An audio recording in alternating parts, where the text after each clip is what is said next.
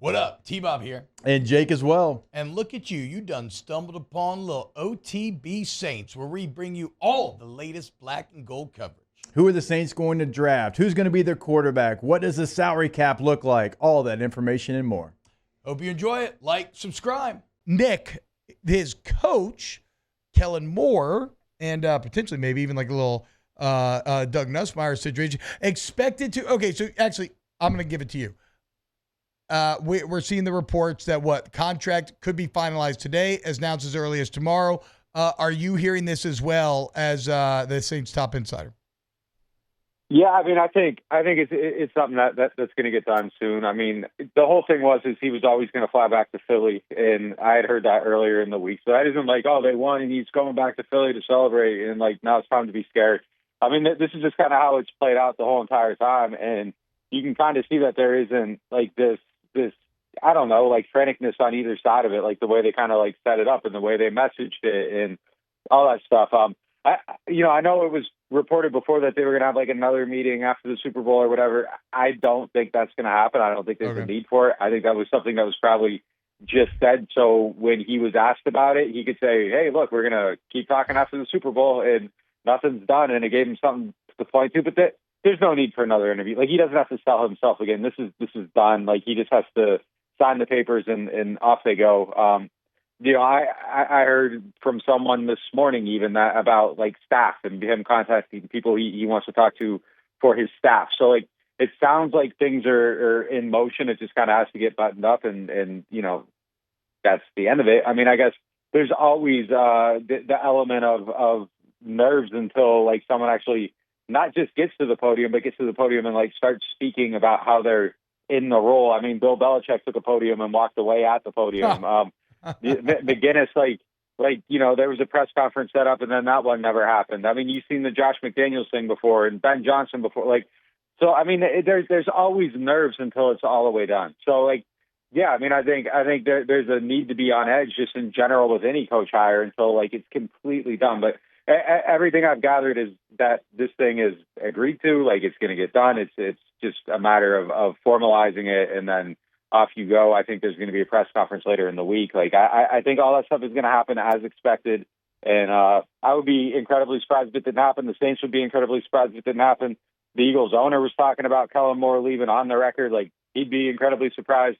The 4 or 5 people that I know he's contacted about talking to for roles on the staff would be incredibly surprised. So everything here looks really, really normal right now. It's just a matter of formalizing it. Yeah, and I said on yesterday, and by the way, guys, neworleans.football is the site if you want to stay on top of all this. I've been a proud subscriber for years. Absolutely love it. Excellent work there by the team. And it's like we talked about yesterday. I think it's impossible. Like, no matter how you felt about Moore originally, you were into him, you weren't into him, you're ambivalent on him. It's impossible to watch Super Bowl and not feel better about him. So you definitely get a bit of positive momentum from kind of a PR standpoint in announcing it this week. Let's talk coordinators. There's some talk that current Eagles QB coach Doug Nussmeier may come down here BOC, and that Brandon Staley is the lead name for DC. Again, is this in line with what you are hearing? Yeah, I think those are definitely the ones. I think Eberflus was probably going to be the DC, but then he ended up in Dallas, I believe. They hired him. So I think he was probably going to be one of the guys, or at least I shouldn't put it like that, but he was definitely one of the top guys on the list, and I think it might have went hhis way. There was some back street heat on the OC thing, but that doesn't sound like it's going to happen. That sounds like I think Moore's choice is Nussmeier, and I think that's the direction that they're gonna go with it. He's been with him kind of every stop, and that's the kind of hire you want to see. You want someone to kind of bring their top lieutenant with him, and that's someone that those two clearly speak the same language. They've worked together forever. They can kind of set it up and go. I was kind of watching how they interacted and did things on the sideline throughout the Super Bowl, and it seemed like Nuss was like really highly involved with the quarterbacks and specifically was just kind of like in Jalen Hurts' pocket the whole game. I kind of like seeing that, like someone kind of just being the QB whisperer over there. And that's a role that he could continue to fill here because Moore would keep calling the plays and all that. But it looks like a very, very put together staff. Everything looks really organized. I mean, to the point where, A.J. Brown snaps out at the head coach and Kellen Moore has the wherewithal to get him the ball, like quickly to calm him down. Just all that stuff, like those details like I was just impressed with kind of seeing how that went. Staley, yeah, they work together in the Chargers. I mean, you kind of get like a replica of the Eagles whole thing there because he's a Vic Fangio disciple too. 3-4 fronts, all that stuff. It would be interesting to see if they would bring that here. I don't know if the Saints really have the personnel to run a 3-4, but I mean, it would be fascinating to see. Again, if someone, I like him. I like his X's and O's. I like his football mind. I worry about the leadership quotient of it, though, just because, we kind of saw how that played out there. If you're having me, like, assemble, like, a dream staff, I would want one of those two guys to kind of be, like, a enforcer type, like a Dan Campbell type, maybe, just someone that can be kind of like a culture builder, but look, you can get that from another role. Dan Campbell was a tight ends coach here, so I think this is something you have to be mindful of, just to make sure you have that, culture coach kind of in your building. And then special teams, I think it would be a huge mistake if they let Phil Galliano get out of here. He was Rizzi's top lieutenant forever. Obviously, you can't keep Rizzi, but they have some of the best special teams in the league. I would change from the Aussie style punting just because I don't like it. Like, I can't get my head around it, but I think Phil's an excellent special teams coach. Like, they got that blocked field goal was something that he saw against the Giants. I mean, Saints big picture, you'd rather they lose that game, but if you're hiring a coach like, a guy that can spot that stuff and figure out how to do it, that's what you want. So I think it would be a huge, huge, huge mistake if they let Phil get out of here. I would keep the continuity on special teams. Now, Nick, the only thing is, if we're just looking at rosters in front offices, you would be hard-pressed to find a bigger disparity in the entire NFL right now than maybe going from the Eagles to the New Orleans Saints roster. I mean, I've been searching my cinematic background for the correct metaphor. I can't exactly find it. What I've kind of landed on is when Gordon Bombay shows up in the limo and sees the Mighty Ducks for the first time, and it's all ragtag and beat to the ground. It's kind of like, wow, what the hell am I getting into? Like, what do you think Kellen Moore is going to think when he walks in the first day and there the Saints roster is arrayed in front of him? Well, look, as long as Kellen Moore doesn't start slicking his hair back in season 2 and have to find himself, I think they'll be all right. No, but yeah, I mean, I think it's an apt comparison. Look, there's a lot of building to do here. There's a lot of stuff that you got to figure out.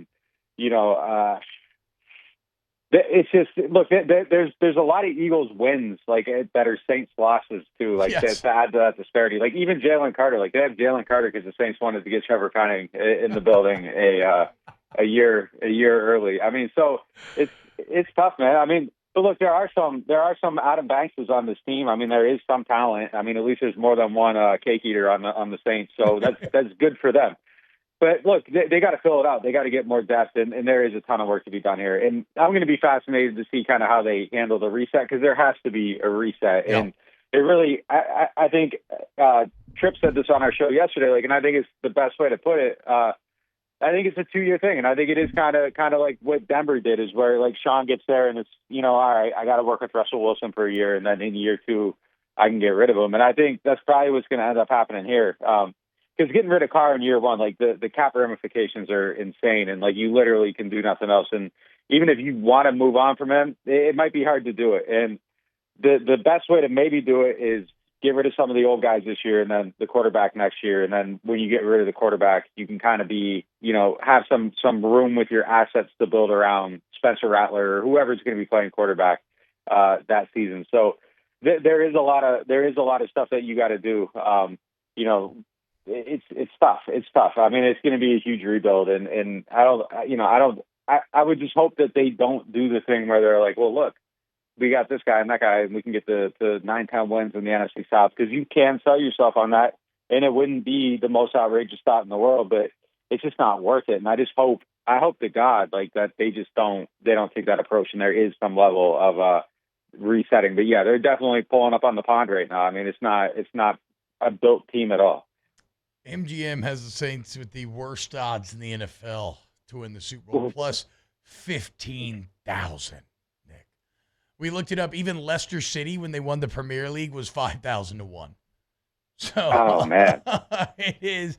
It's indicative of exactly what Kellen Moore's taking over.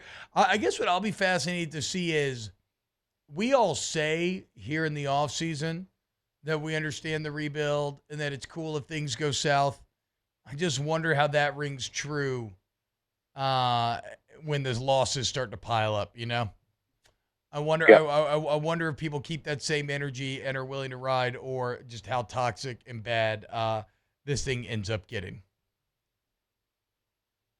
We will see. Do you have any insight from doing this job and dealing with Saints fans in the manner that you do? It's like what? Like how they're going to react if they lose games? Yeah, like if it's if it's going really badly next year. Which, I mean, I guess, look, you have a draft pick. Maybe you'll finally draft a quarterback for the first time in 50 years. But yeah, what do you think? Yeah, I think people are ready to burn it down. I mean, Yeah, like, yeah, you're probably right. I really think they are. Yeah, I mean, there's I think it was there this offseason, and I think the way this played out, and Kellen Moore winning the Super Bowl and having the performance that he did, I mean, I think that was really, I think it was really calming. Like, honestly, I think it was incredibly calming. I mean, the anger in the fan base has like gotten so bad that I searched to the ends of the internet to find a way to hide my mentions on Twitter, and there is a plugin that you can put into Safari and do it, because like it was like their virtual like towards the organization, like just reading it every day, like nothing pointed at me, but like just the general sense of anger was like, It was affecting my mood, like having to digest it. So it was like, all right, I got to do something here. It's bad. It's bad out there, man. Like, and I think if this isn't right, like it's got to get, this is it. Like, this is it. Like, there's no way that you can stand up there and just, keep doing what you're doing. If you get this wrong. So if they're going out there, they're losing games. And I think the manner in which you're losing them matters though, too. Like, if you're doing we are resetting and not trying to be the most competitive team, I think you can go out there and lose 15 games and people won't care. Like, there'll be some dissatisfaction and anger, but I think generally there's enough logic. But if you're hanging on and it's like, we aren't getting rid of any of the old guys, we're keeping Derek Carr and we're going to keep building around him and we're going to win 10 games and make playoffs and try to do what Tampa's doing or try to do, what Washington's doing or whatever, and you fall short, like, I think at that point, like, people are done. Like, and it's a smart fan base. Like, they know the difference between the two things, and that's fine. But like, yeah, I don't think you can make this effort of like, we're staying on this path. And then if you stay on the path, you have to reach the goal. Like, there's no doubt about it that you can't do that again. You've missed 2 years in a row. It's painfully obvious it's time for a reset. And if you don't do it and you miss, like, I think that has to be the end of everybody. Nick Underhill, Nick_Underhill on Twitter. neworleans.football is the site. Massive thank you, Nick, for bringing us the inside information every single Tuesday. Nick, thank you so much, man. Wow, just amazing black and gold takes right there, Jake. I don't think I've ever heard any takes that are better than the two guys that just gave you that take. And you can keep getting them by going ahead and liking, subscribing, ringing the bell to get notifications when we post. Have a great day. We'll see you on the next OTB Saints.